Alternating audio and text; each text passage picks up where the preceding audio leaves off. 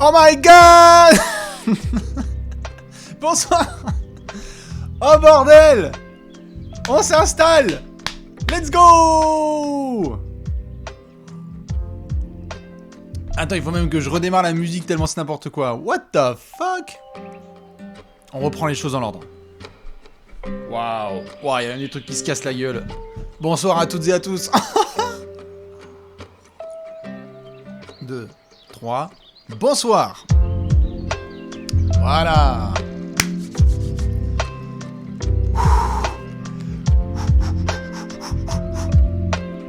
Bordel.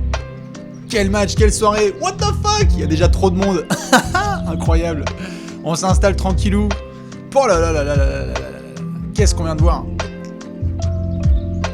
Qu'est-ce qu'on vient de voir? Magnifique. Bonsoir à toutes et à tous et bienvenue sur Allez Café, évidemment le débrief. Habituellement c'est tôt le matin ou tard la nuit, comme vous le préférez. Évidemment on se fait des petits récaps, mais là on est dimanche soir. Et donc dimanche soir vous savez ce que ça donne, ça veut dire que les matchs sont aux horaires français. Mais quel match on vient de voir au pluriel. Évidemment on va revenir sur Celtics versus Bucks. Et surtout, sur Warriors Grizzlies, quel match de zinzin on vient de vivre en direct. Vous êtes déjà plus de 1000 à être présents pour débriefer de cette dinguerie. Waouh, incroyable ce qu'on vient de vivre à Memphis avec la victoire de Golden State. Évidemment au finish, plein de choses dont on va devoir discuter, évidemment, puisqu'il y a ces deux rencontres, il y a aussi de l'actu. Certains ont vu qu'il y avait un petit joueur de taille Hall of Famer qui était passé sur ce fond-là il y a quelques jours. Du coup, on va pas perdre une seule seconde, je pense. On va tout de suite débriefer dans l'ordre pas tout à fait chronologique. Revenons à chaud là sur ce qui vient de se passer parce que tout le monde parle de cette fin de match entre les Warriors et les Grizzlies. Je vous montre ça tout de suite. Victoire 117-116. Oh là là là. Alors oui, je sais qu'il y en a plein qui vont parler d'arbitrage. C'est sûr que cette rencontre était particulièrement mal arbitré, c'est sûr. Mais j'ai envie de dire des deux côtés. On va me dire non putain incroyable comment tu peux dire ça, Golden State allait se faire voler ou Memphis s'est fait voler ou quoi que ce soit. Ok, je préfère tout de suite tacler le sujet. Les arbitres ont été à chier et donc ça a failli nous coûter un très très beau match. C'est vrai. On aurait pu vraiment avoir un finish complètement nul à base de lancers francs et de blablabli et blablabla et de review dans tous les sens. Donc si vous voulez reparler évidemment d'arbitrage, vous pouvez le faire, mais je vais essayer quand même de me concentrer sur la rencontre.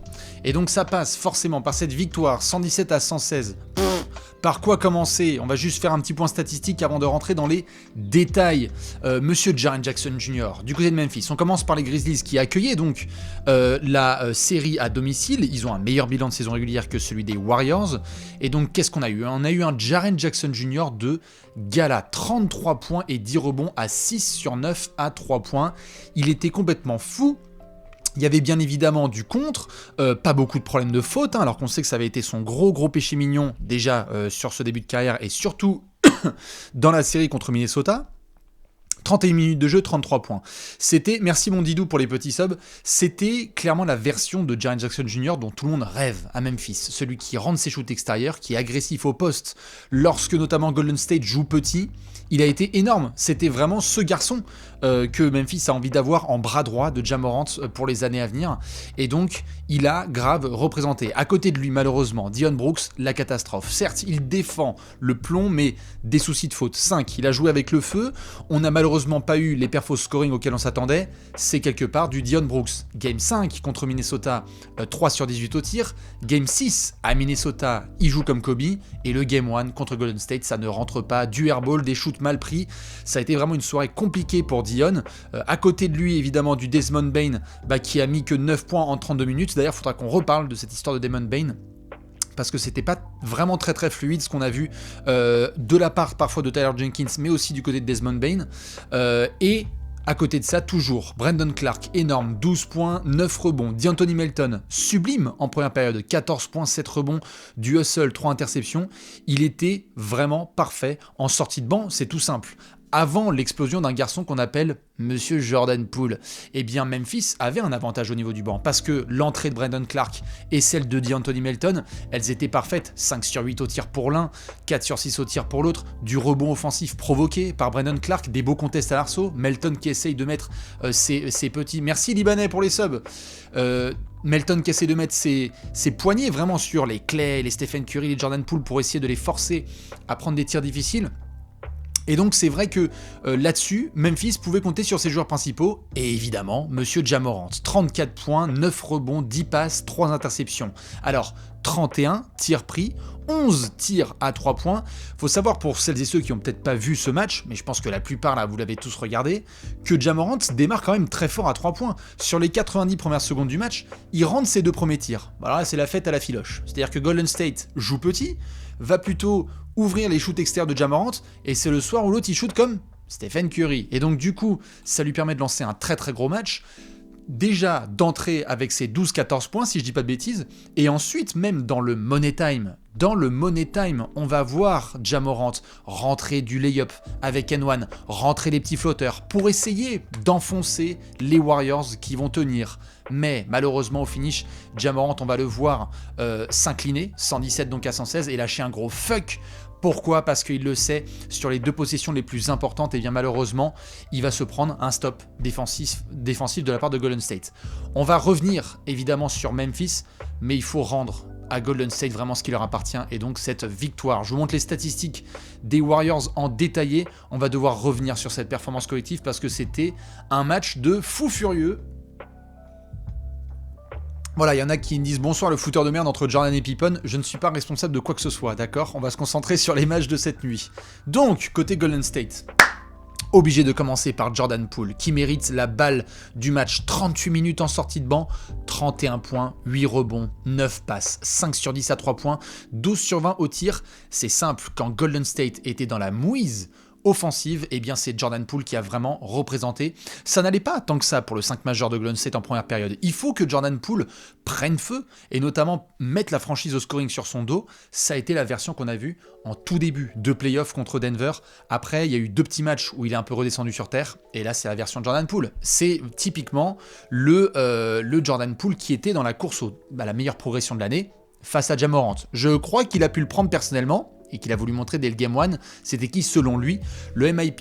Jordan Poole, 31 points, parfait. À côté de ça, on a eu Kevin Looney qui a essayé d'apporter un peu de muscle parce que, comme vous pouvez le voir, le 5 majeur de Golden State était tout petit.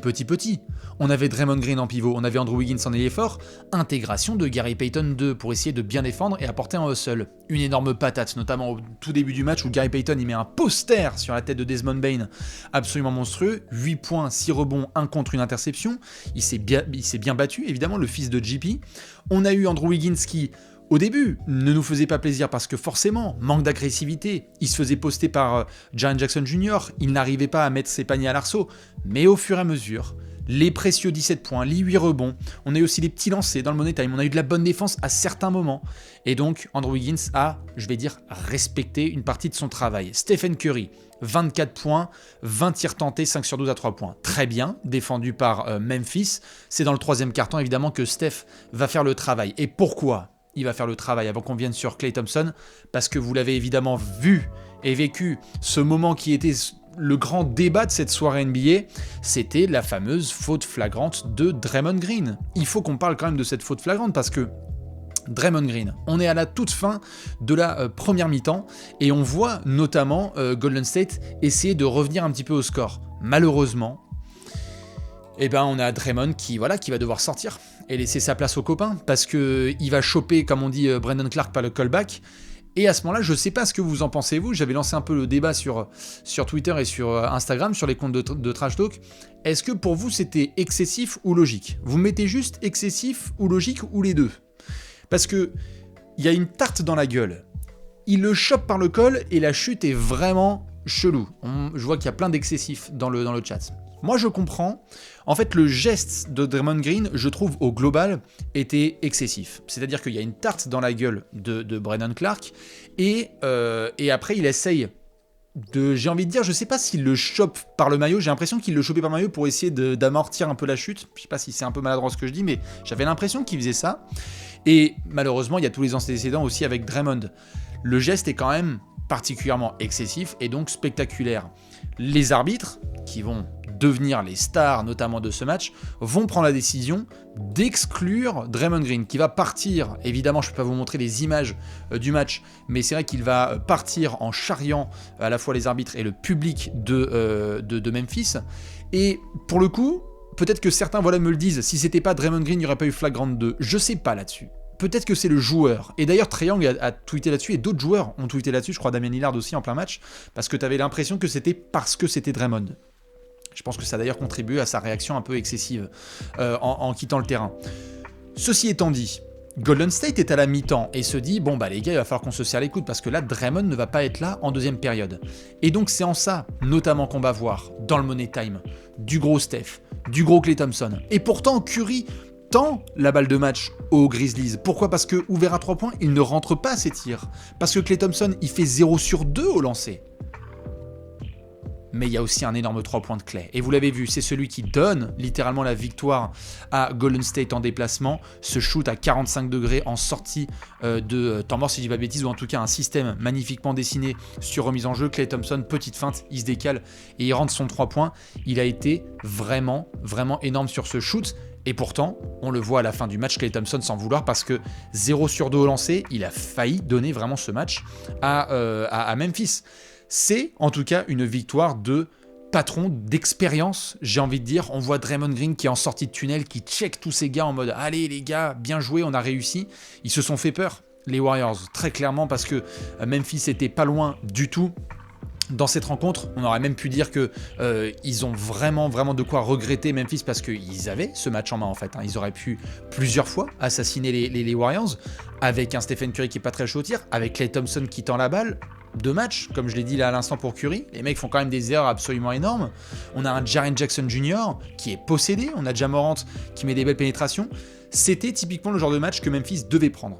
Mais on sait aussi que Golden State, c'est une équipe qui a de l'expérience, de la défense, qui a été capable de montrer cette saison que lorsqu'il fallait jouer à un niveau élite, eh bien il pouvait le faire, et c'est ce qu'on a vu dans ce Money Time. Je remonte juste quelques petits tweets, évidemment, qui ont été balancés pendant la rencontre. La grosse surprise, c'était évidemment cette intégration de Gary Payton 2, et on verra ce que ça va donner sur la suite de la série, parce que y a moyen qu'il puisse être utilisé de la même manière, avec ses rotations défensives et cette capacité athlétique à essayer de tenir devant Ja Morant, parce que, on va pas se mentir, lorsqu'il y avait Ja Morant qui voyait Jordan Poole en défense sur lui, bon bah... ça a failli coûter le match aux Warriors, c'était vraiment trop compliqué. On a vu d'ailleurs, je vois dans le chat, Kuminga aussi qui a fait une entrée sympathique. En effet, il n'a pas été impressionné par cette scène, qui était quand même très déroutante pour un joueur de moins de 22 ans, mais il a bien assuré, sans faire d'éclat, il a pas fait de bêtises, quoi. On voyait Zach Randolph qui était en bord de terrain pour évidemment soutenir son équipe. Qu'est-ce que j'ai pu envoyer d'autre ? On a ce poster, alors je ne montre pas l'image, mais Gary Payton qui a quand même baptisé Desmond Bane en tout début de rencontre. On a Jordan Poole donc. Sur qui je vais revenir parce que je dois avoir du screen par la suite qui va tomber. Jordan Poole, il a été énorme. Ça, c'est notamment deux de ces 2 gros 3 points qu'il met en première mi-temps où il redonne le momentum à Golden State. On a cette sortie donc de Draymond en toute fin de mi-temps où il a fait un peu le mariole. Jaren Jackson Jr., comme je disais, qui était en feu total à un moment à 5 sur 7 du parking. On le voit là célébrer avec DeAnthony Melton qui n'en croit pas ses yeux tellement il était complètement chaud à 3 points. Vous le voyez, voilà, c'était les statistiques complètes, 28 points. Ça, c'était en cours de match, avec donc 5 sur 7 du parking, 9 rebonds, ce qui changeait de son premier tour contre Minnesota, où il a terminé qu'à 12 points de moyenne, avec beaucoup trop de fautes. Et donc ça, c'était les stats des plus importants joueurs et les plus jeunes. 31 de Jordan Poole, 34 de Ja Morant, 33 de Jaren Jackson Jr. C'est vraiment eux les jeunes qui ont porté cette rencontre. Bon bah voilà, Money Time, ça partait totalement en freestyle. Les 2 shoots de Curry qui ressortent à 3 points, alors ça c'était vraiment une anomalie et ça a failli coûter le match aux Warriors. Les 2 lancés loupés par Klay Thompson. Je suis désolé de montrer ça aux fans des Grizzlies, mais c'était vraiment très très tendu. Et donc cette survie au finish avec la victoire 117-116. Récupération quand même de l'avantage du terrain. C'est la grosse nouvelle pour Golden State parce que tu te ramenais pour 2 matchs en déplacement. Vous inquiétez pas, je sais qu'il y en a qui me parlent de Milwaukee contre Boston, on va faire le débrief juste après, mais il fallait que je parle de cette rencontre puisqu'on vient de la terminer. L'objectif, c'était vraiment de récupérer l'avantage du terrain et Golden State a réussi. On voit Draymond Green notamment accueillir ses copains en sortie de vestiaire parce que lui, il priait évidemment dans le vestiaire que son expulsion ne coûte pas la rencontre à ses copains. C'est mission validée. Il a d'ailleurs pris très fort dans ses bras chaque joueur, dont notamment Stephen Curry. Et donc, les stops de Curry et de Klay Thompson sur Ja Morant, ils ont été tellement clutch les patrons, c'est du leadership, c'est de la défense, ils ont été absolument parfaits. Je sais plus ce que j'ai pu montrer comme bêtise, parce que je vais quand même éviter de montrer des images de match. Qu'est-ce que j'ai pu vous envoyer comme petite dinguerie? Voilà, cette image notamment de Draymond qui serre bien fort dans ses bras Stephen Curry. Il a de quoi souffler. Évidemment, le couteau suisse de Golden State, parce que c'était vraiment moins une. Hein. Bah, littéralement, 117-116. Je regarde un petit peu les réactions à chaud là dans le chat.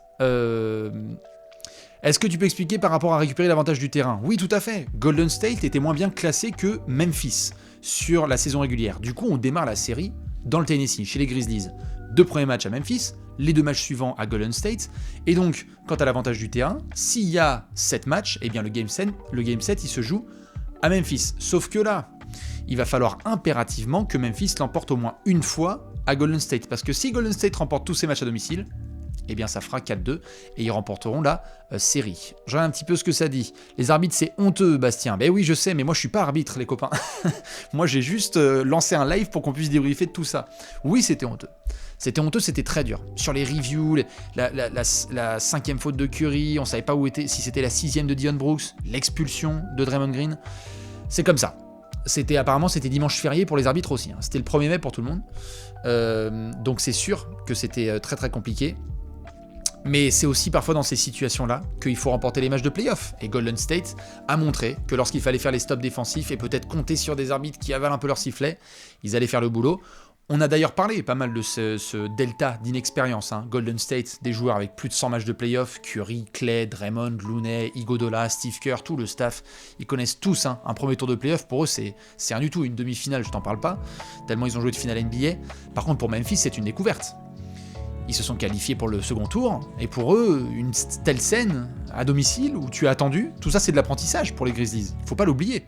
C'est que certes, ils ont certains garçons qui sont forts, certains ont eu de l'expérience, Kyle Anderson notamment, Steven Adams, mais là, quand tu affrontes une équipe comme Golden State, parfois tu te prends juste des petites leçons. Et c'était le cas ce soir. C'est une leçon qui fait mal, parce que c'est une grosse défaite à domicile, mais il faut aussi passer par là. Ils sont tout à fait capables de l'emporter à Golden State, ne l'oublions pas quand même. Est-ce que vous avez fait une preview de la série? Non, on va la sortir demain avec Alex. Et je sais que vous avez été nombreux à poser la question, mais je préfère être très clair, parce qu'il y en a qui d'ailleurs ont envoyé un peu des messages abusés, si je peux me permettre, sur les réseaux sociaux. On a beaucoup de boulot. On a sorti une interview de Scottie Pippen sur la chaîne. On a sorti 3 previews en 24 heures.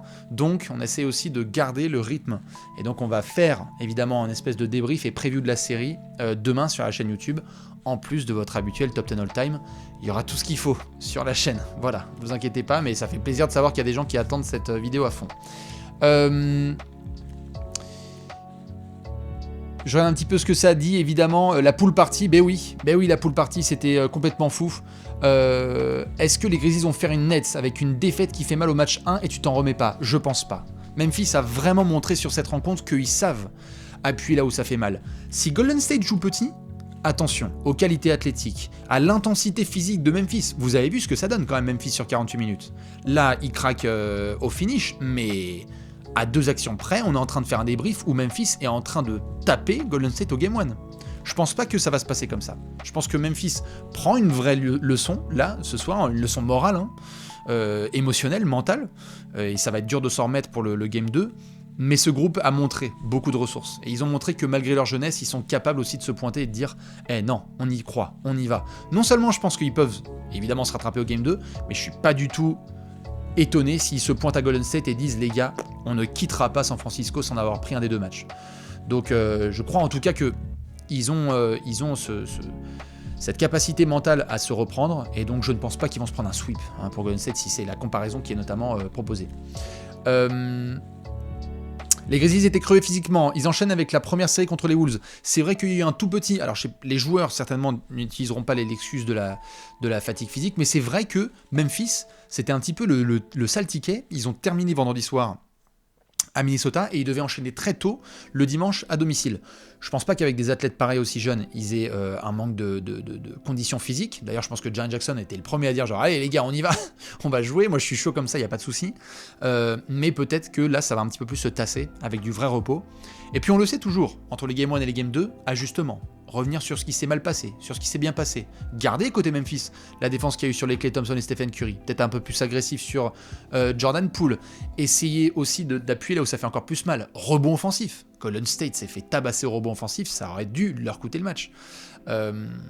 Mais donc on va voir comment ça réagit du côté des deux équipes. Je regarde un petit peu les autres petits commentaires parce qu'après on va basculer vers l'autre rencontre, Boston-Milwaukee, avec la victoire des Bucks. Est-ce que Draymond peut manquer le Game 2 ? Je pense pas. Je pense que la NBA ne prendra jamais le risque de... Déjà qu'il y a eu beaucoup de débats sur le fait que c'était une expulsion. Je pense que la NBA va pas exclure Draymond Green pour le Game 2. Je pense pas. Ça serait vraiment too much. Là pour le coup, moi je trouve que ce serait vraiment too much. Voilà à peu près dans tous les cas sur ce 16 rebonds offensifs des deux côtés, Bastien. Oui, tout à fait. Quand je dis qu'ils se sont fait tabasser, c'est que sur la deuxième période, ça s'est un peu mieux passé au rebond. Mais lors de la première période où Memphis vraiment avait bien l'idée, c'était trop petit. Et d'ailleurs, Golden State, c'est une des... Ils ont quelques défauts, hein, notamment les balles perdues, il y a des lancers, parfois sur les rebonds offensifs. Ça fait partie des péchés mignons un peu et des défauts de Golden State.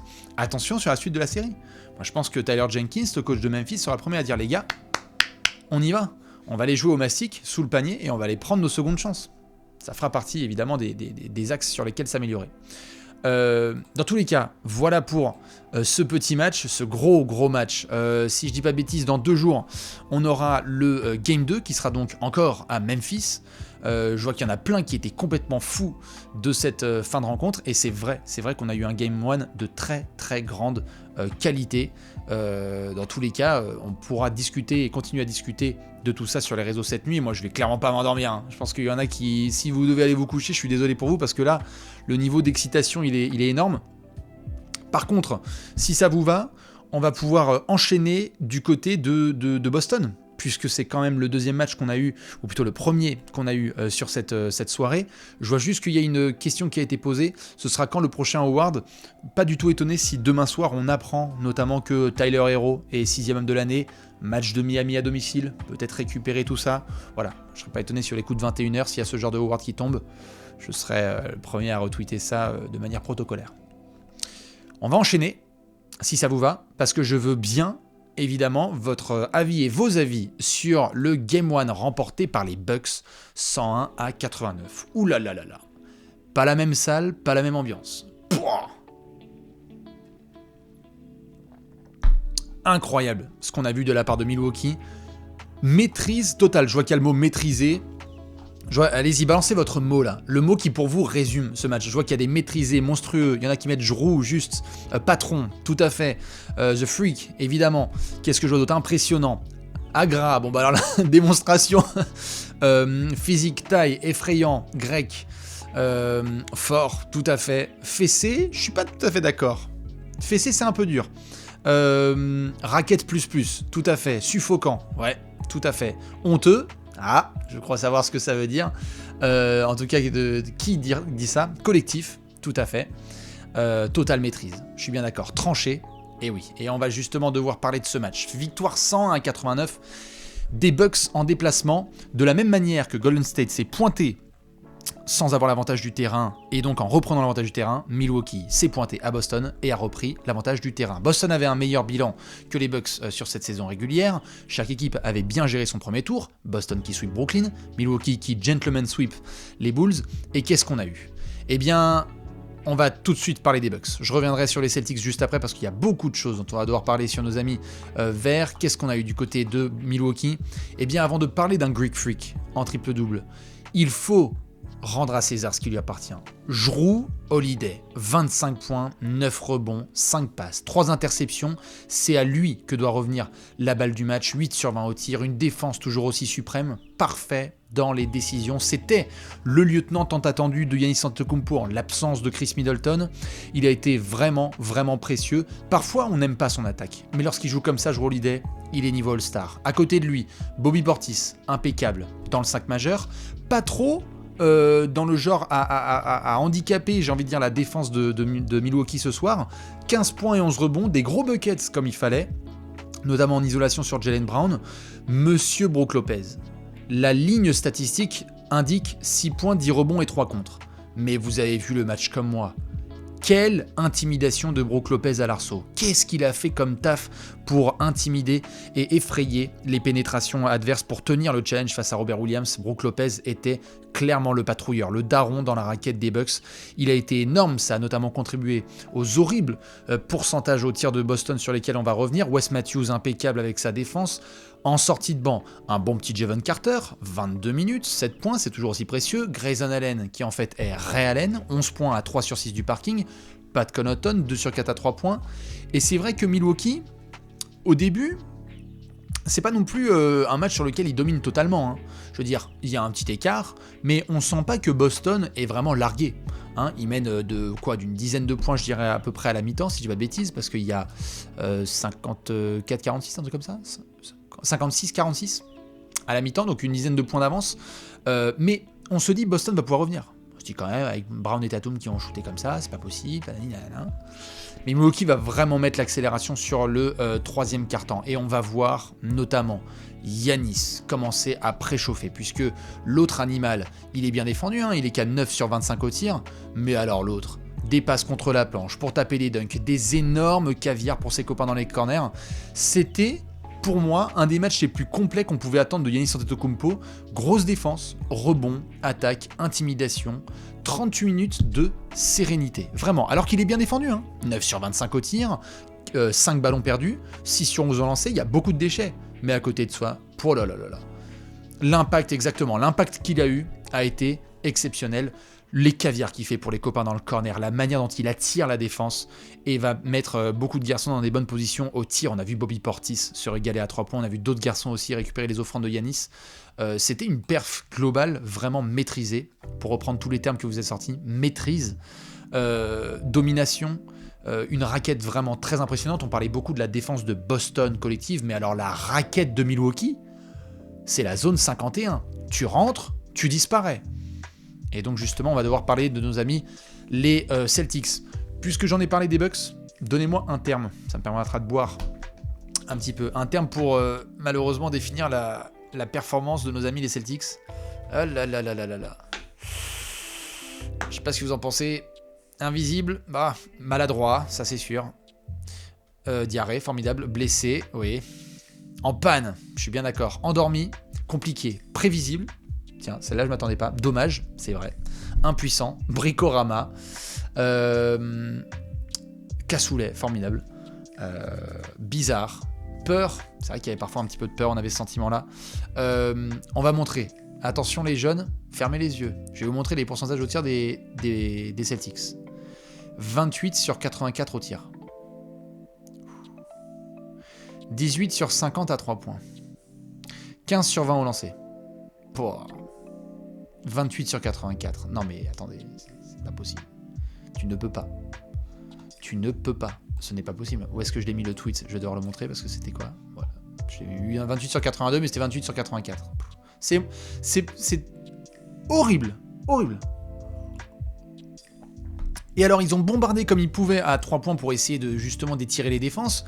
Mais alors, à 2 points, Boston, que des briques, que des fonds d'arceau, que du caca. Vraiment, c'était trop dur.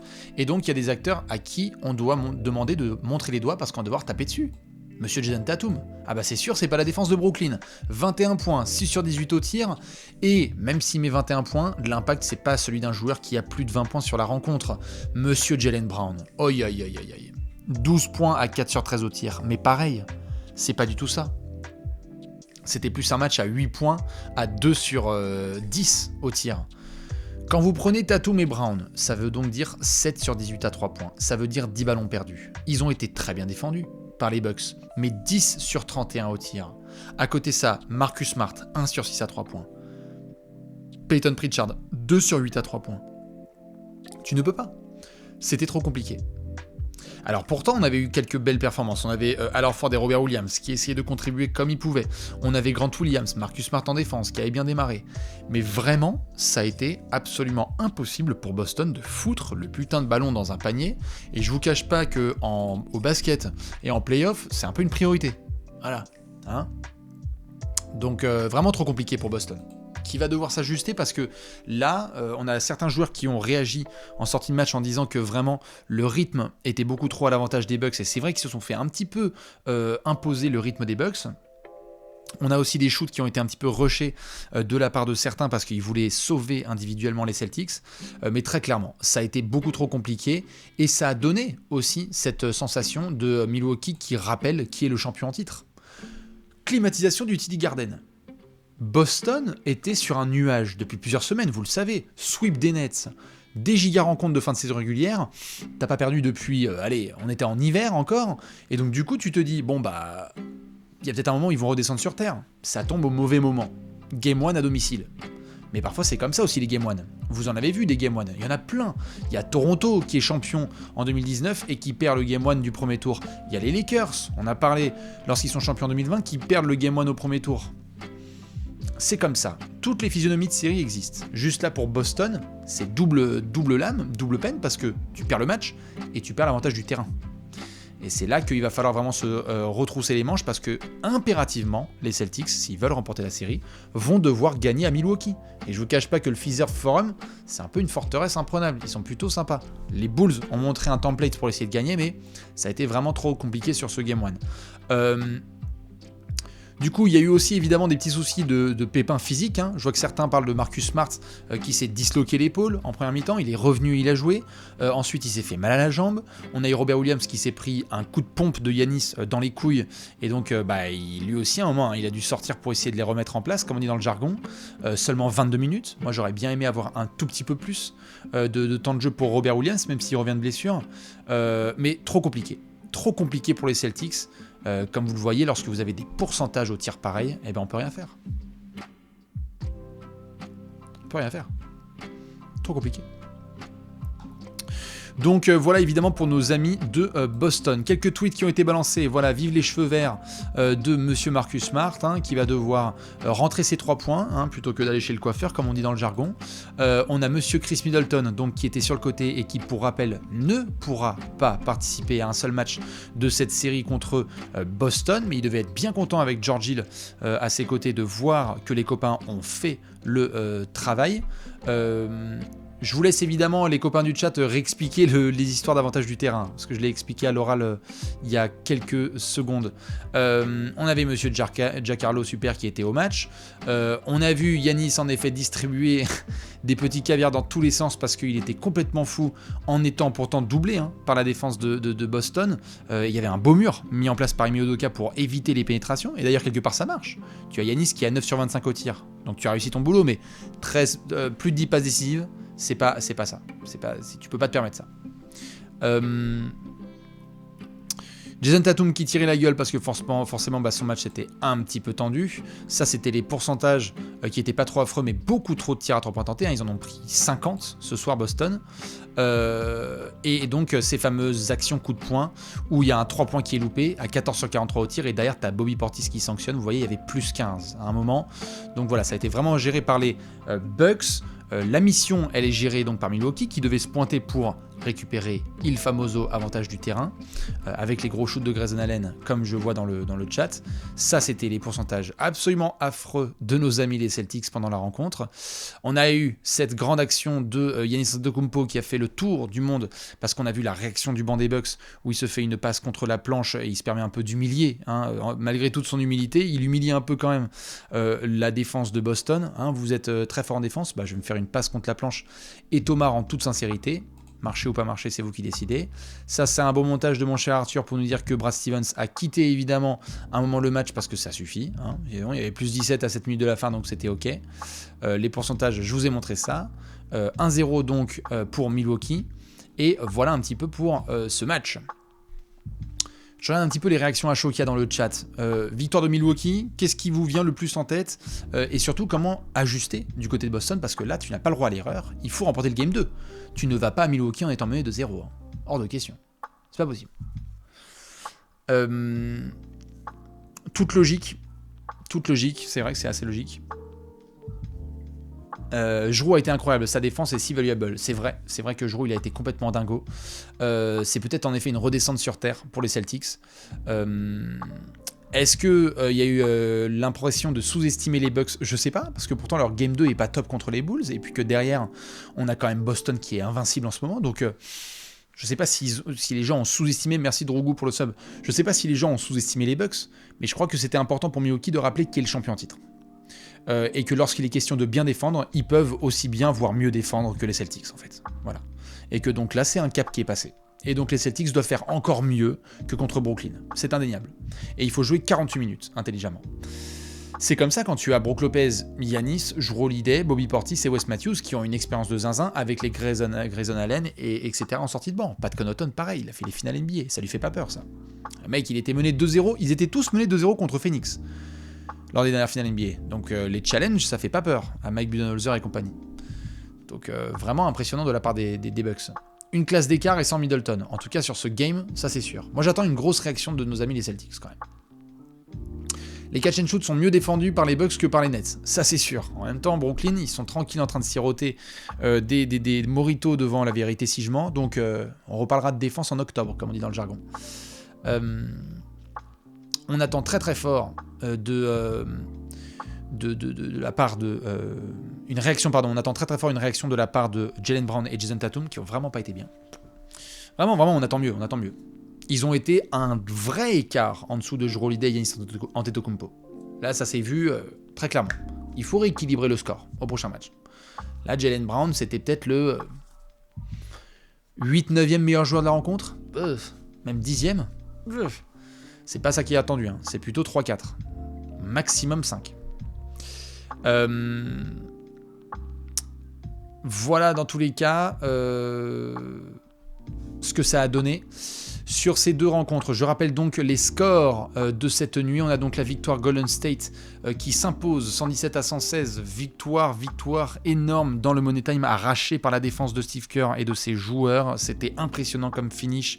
On aura l'occasion d'en débriefer tout ça et la preview globale de la série sortira demain sur la chaîne YouTube avec un grand Jordan Poole avec les stops défensifs des Darons de Golden State et bien évidemment la victoire de Milwaukee 101-89 contre nos amis les Celtics. Pareil, deux équipes d'Aaron qui récupèrent l'avantage du terrain, ce qui veut donc dire que le prochain match sera toujours à Memphis et à Boston, mais lorsque tout le monde se déplacera à Golden State et à Milwaukee, eh bien il y aura un net avantage du terrain pour les deux franchises qui retrouveront leur public.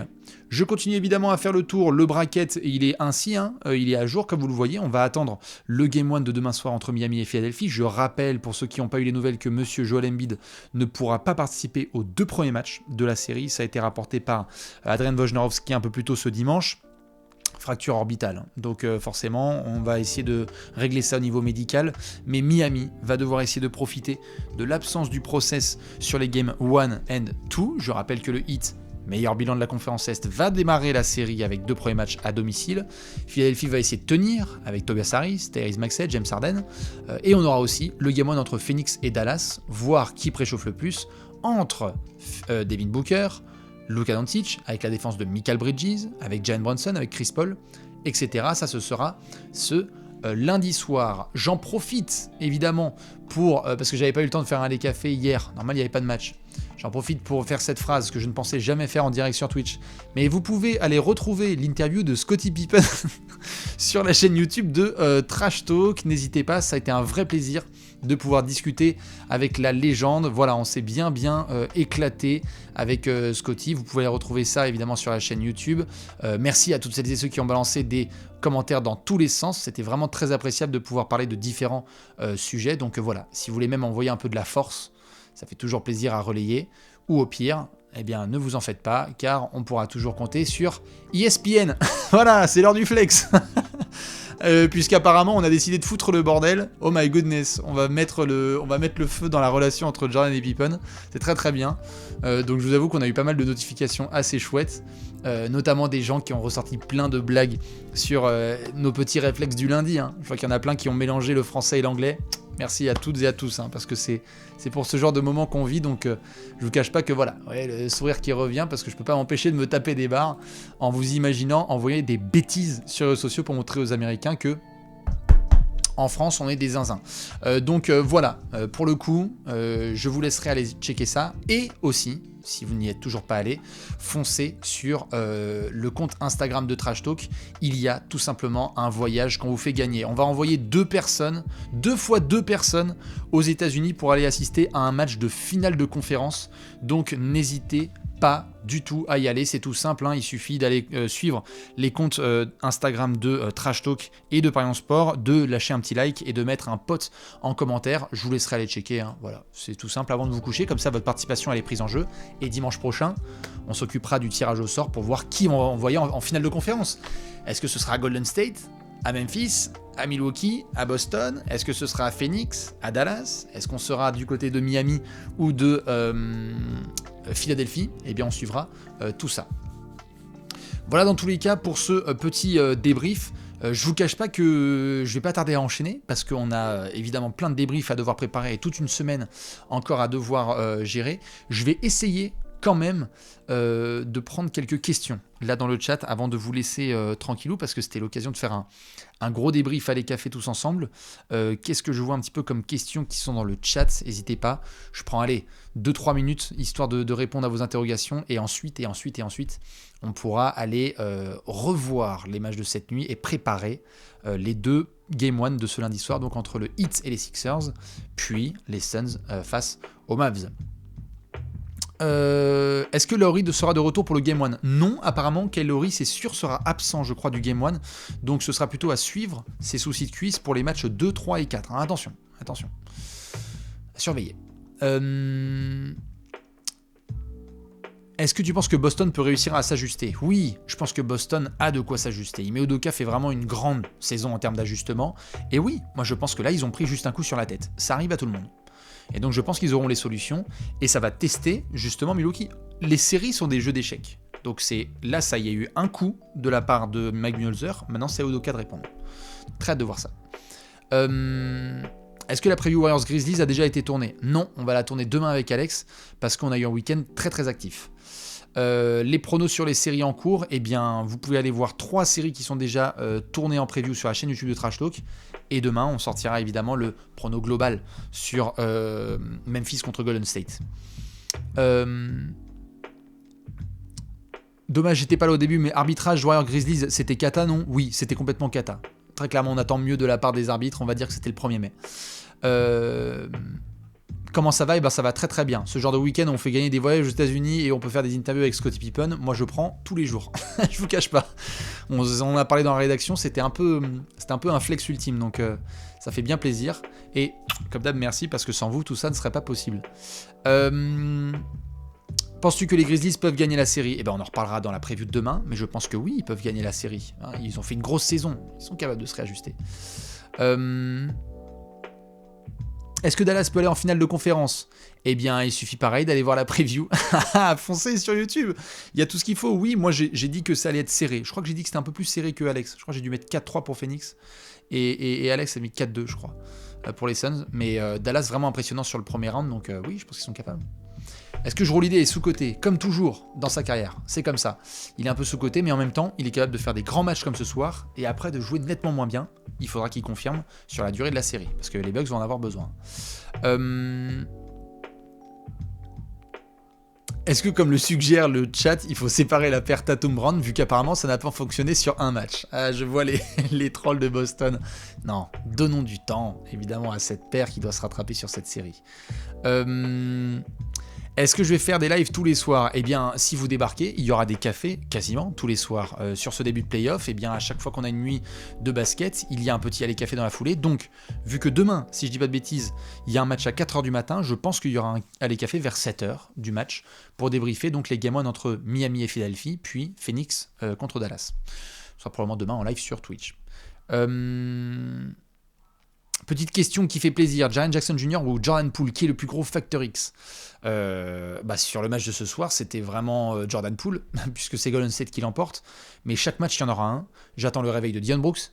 J'attends le réveil de Klay Thompson et de Stephen Curry, qui vraiment n'ont pas été dingues. Je vous cache pas ce soir. Voilà un petit peu.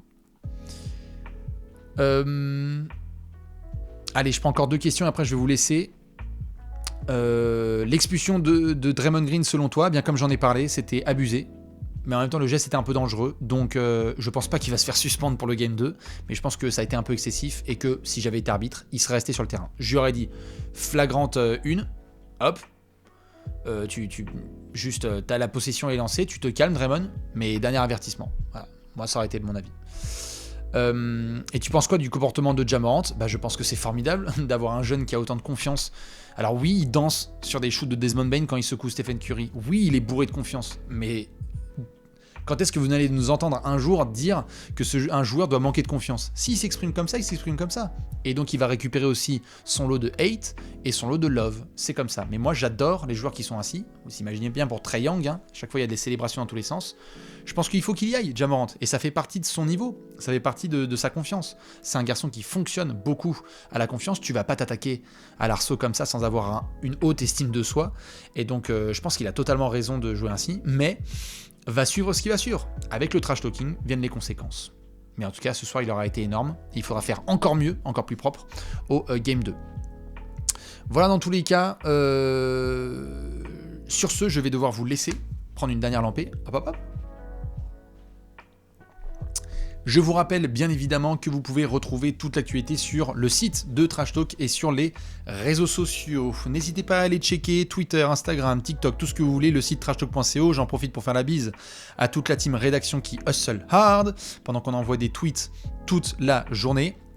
Foncez évidemment sur l'interview de Scottie Pippen, lâchez votre meilleur like et votre commentaire parce que ça fera plaisir évidemment pour nous et aussi pour Scottie. Et sur ce, on va faire comme d'hab, je vais vous laisser tranquillou, je vais vous faire des bisous. Ceux qui travaillent demain évidemment tôt, bon courage. Ceux qui étaient en direct et qui ont balancé des subs, je vous envoie un max de love. Merci pour tous les messages qui ont eu lieu ce week-end.